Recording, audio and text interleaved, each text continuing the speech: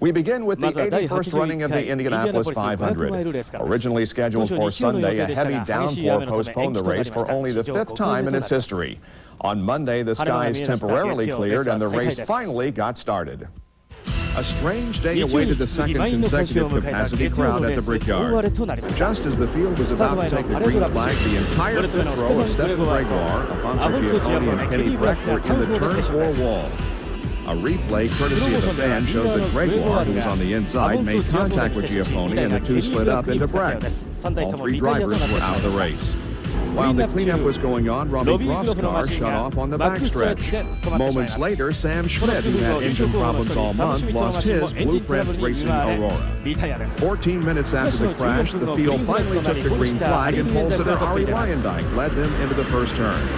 But the middle row one starter Tony Stewart was credited with leading the first lap as he passed Luyendyk before reaching the yard of bricks.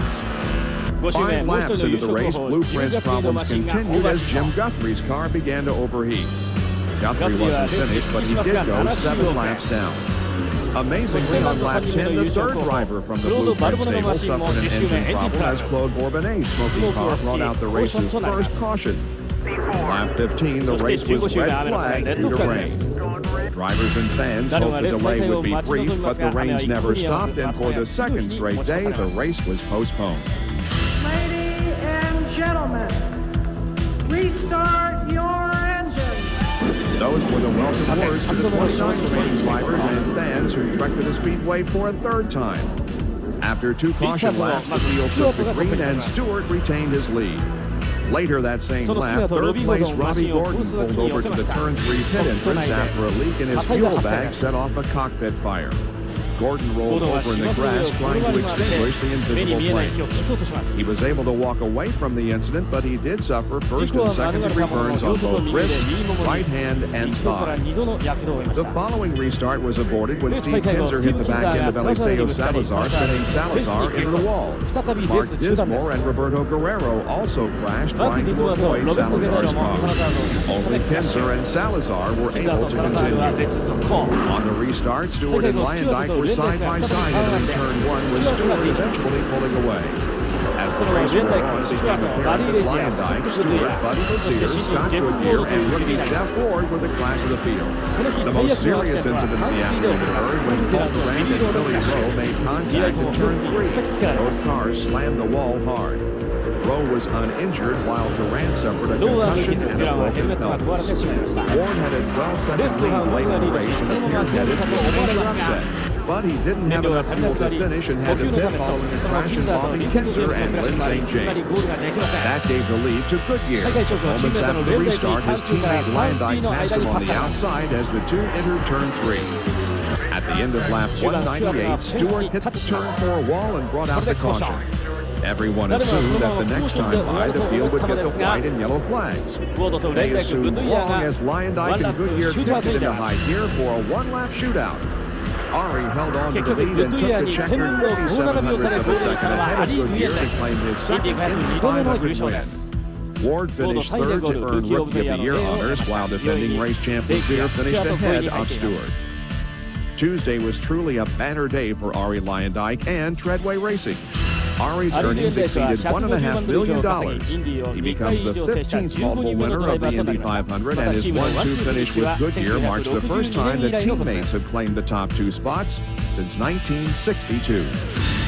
Well, joining me now is Arie Luyendyk, who's at Texas Motor Speedway, site of next week's IRL race. First of all, Arie, has it sunk in that you're a 2-time winner of the Indy 500? Well, yeah, it has sunk in. I mean, after the race that night, I didn't sleep too well because I kept thinking about the race and the events that went on that day.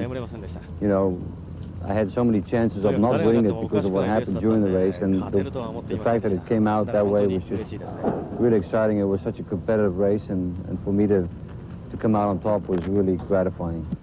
You said that this win was more difficult than your 1990 victory. What do you mean by that? Well, in 1990, it seemed like I didn't have to run as hard in the beginning of the race as I did in this race. In this race, from lap 1 on, we just had to run really hard to stay with the leader, with Tony Stewart in the beginning, and then stay ahead of him. And then we were joined by Buddy Lazier and by Scott Goodyear, my teammate, and by Robbie Buell, and by Jeff Ward, the rookie.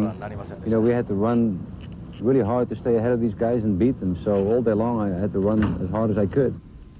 At one point late in the race, you almost went into the grass trying to pass Tony Stewart. How close a call was it for you? Well, it was pretty close. I mean, I came up on him out of turn 2 and I had a good run on him. And because he was held up a little bit by a back marker. And I chose to go by the left because the back marker was on the right and he was trying to pass the back marker.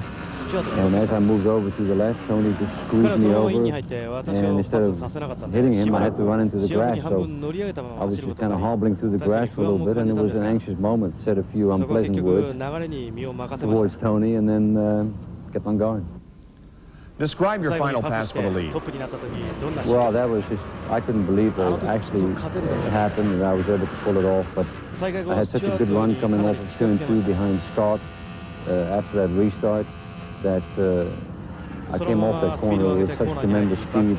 I really got a good run on him going down the back straight, and just before turn 3, I was able to pull out of the draft and just go around the outside into turn 3, and from then on I knew that, you know, that was it. It was my race.